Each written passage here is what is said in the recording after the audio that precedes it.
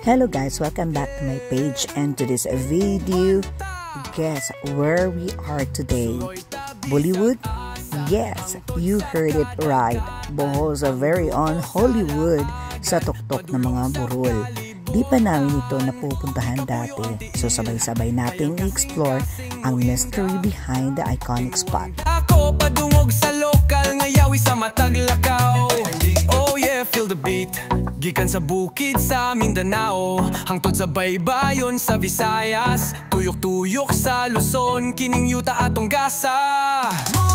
Oh guys, gusto niyo ba ng chika about Bohollywood? Sige, isa-isahin natin. Alam niyo ba, itong malaking Bohollywood sign na to ay nasa Carmen, Bohol, malapit sa sikat na Chocolate Hills viewpoint. Parang getaway siya papunta sa mga iconic na landscapes ng Bohol. Pero ang tanong, bakit nga ba siya itinayo? Kwento ng mga lukas, ginawa ang Bohollywood around 2019 as a tourism booster.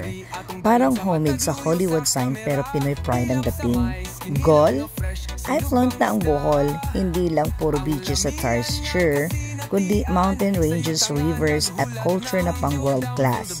Sabi pa nga ng isang local artist, dito lahat ng anggulo, postcard worthy. Ang mga letra mismo, giant size at nakalakay sa gilid ng burol sa Barangay Buenos Aires, white ang color para kitang-kita kahit malayo. Sa gustong pumunta dito, pumunta kayo ng sunrise o sunset para sa golden hour selfie na may backdrop na Chocolate Hills.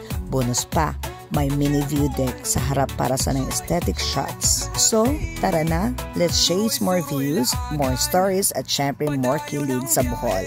Next stop, mystery ulit. Abangan nyo na. Happy watching guys. Do not forget to like and share. Wag uwe.